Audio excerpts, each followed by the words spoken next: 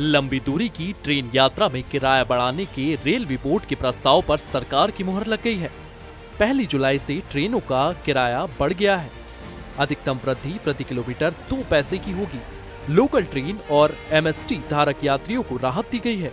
उपनगरीय एवं season ticket के किराए में किसी तरह का परिवर्तन नहीं किया गया है। सिर्फ मेल एक्सप्रेस एवं सुपरफास्ट ट्रेनों में ही बढ़ा हुआ किराया लागू होगा।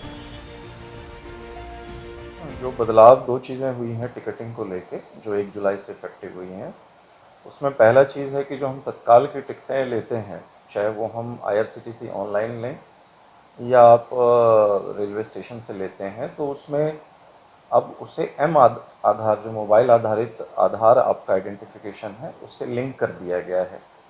और इससे ये सुविधा होगी कि जो जेन्युइन पैसेंजर्स हैं, आम यात्री हैं, उन्हें टिकट मिल पाएगी आसानी से।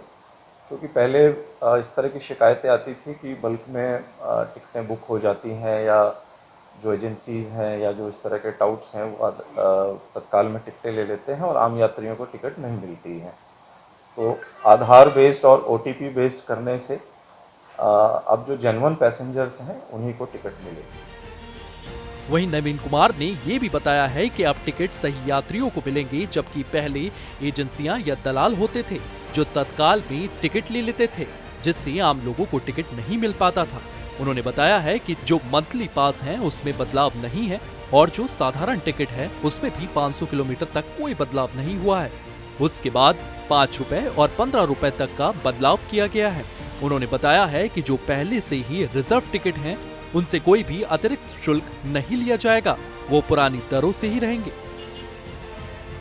जो दूसरा बदलाव हुआ है वो कुछ फेयर स्ट्रक्चर में हुआ है, और फेयर स्ट्रक्चर में ऐसा है कि जो ऑर्डिनरी सबअर्बन और MST की टिकटें हैं उनमें किसी प्रकार का बदलाव नहीं हुआ है, और जो साधारण टिकटें भी हैं, जनरल की टिकटें, उसमें 500 किलोमीटर तक की यात्रा के लिए कोई बदलाव नहीं है। उसके बाद जो 500 से ऊपर का स्लैब है उसमें 5 रुपये, और 500 से लेके आगे 1500 किलोमीटर तक के स्लैब में 10 रुपये का बदलाव है। और फिर अलग अलग क्लास वाइज है, जिसमें आधा पैसा से लेके और 2 पैसे तक का इजाफा किया गया है। इसका मतलब होता है कि स्लैब और किलोमीटर से रिलेटेड जो ऑलरेडी एग्जिस्टिंग गाइडलाइंस हैं उसमें ये क्लास वाइज, जैसे कि अगर हम स्लीपर क्लास की बात करें तो उसमें आधा पैसे का बदलाव हुआ है, और अगर मैं उसे सेकंड AC या फर्स्ट AC की बात करूं तो उसमें 2 पैसे का की बढ़ोतरी। अब इस बढ़ोतरी को भी समझ लेते हैं।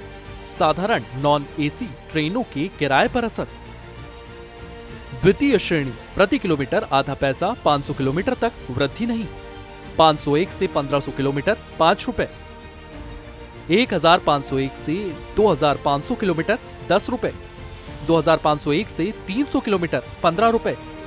स्लीपर और प्रथम श्रेणी आधा पैसे प्रति किलोमीटर की वृद्धि।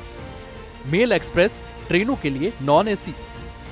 द्वितीय स्लीपर एवं प्राथमिक श्रेणियों में 1 पैसे प्रति किलोमीटर की वृद्धि।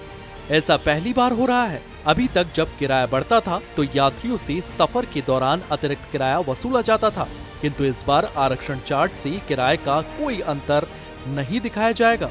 हालांकि सफर के दौरान अगर किसी TTE या स्टेशन से टिकट 1 जुलाई के बाद लिया जाएगा तो वह नए किराए पर बनेगा। सूर्य समाचार के लिए अंबाला से नरेश सैनी की रिपोर्ट।